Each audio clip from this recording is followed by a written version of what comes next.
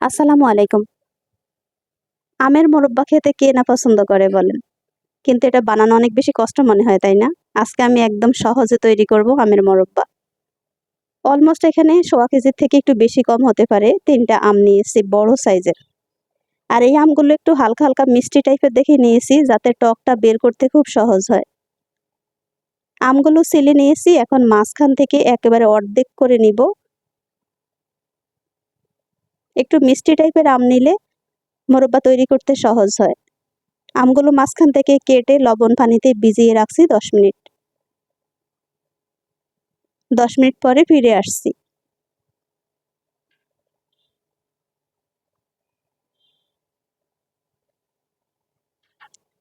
১০ minute পরে ফিরে এসে এখন হচ্ছে একটা কাঁটা চামচ দিয়ে এটাকে কুচিয়ে নিতে হবে।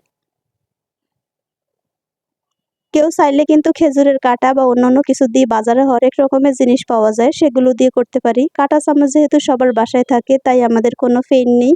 সহজে এটাকে এইভাবে কুচিয়ে আমি এখানে ৩ টা আম যেহেতু নিয়েছি বড়, বড় দেখি আমার ৩ টা ৬ পিস হয়েছে। এখন আমগুলোর মাঝখান থেকে টক যেই পানিটা আছে সেটা চিপিয়ে, চিপিয়ে বের করে নিতে হবে। পানি দিয়ে বারেবার ধুয়ে নিব, তাতে করে ভিতরে যদি টক থাকে সেটা বেরিয়ে যাবে। পরে কিন্তু আমরা যখন এটাকে মোরব্বা তৈরি করব খুব সহজে তৈরি করা যায়। দেখতেই পাচ্ছেন আমি কিন্তু আধা ঘন্টা সময়ের মধ্যেই সবটা করে নিয়েছি। এখন চুলায় ফ্যান বসিয়ে দিয়ে পরিমাণ মতো চিনি দিয়েছি। চিনিটা হচ্ছে যার যার ইচ্ছা মতো কতখানি মিষ্টি খেতে পছন্দ করেন অতখানি। আবার আমের উপরও কিছুটা নির্ভর করবে আম কতখানি মিষ্টি ছিল।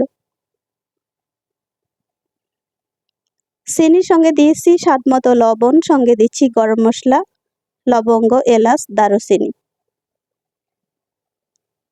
এখন এটাকে সবগুলো উপর থেকে বসিয়ে দিয়েছি, বসিয়ে দিয়ে ১০ মিনিট এটাকে বয়েল করব আমটা সিদ্ধ হওয়া পর্যন্ত।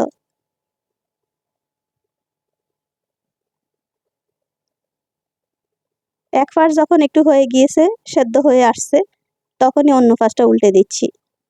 যাতে সব পাশেই চিনি লেগে একদম সুন্দর মিষ্টি হয়।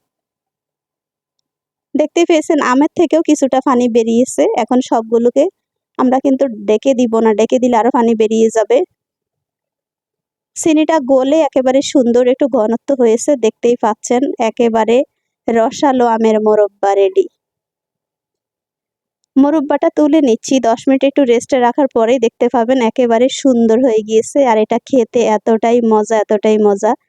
দেখতেই পেয়েছেন কত সহজে এত মজা করে একটা আমের মোরব্বা তৈরি করে ফেলেছি। এটাই হচ্ছে ফাইনাল লুক। সবাই অনেক বেশি ভালো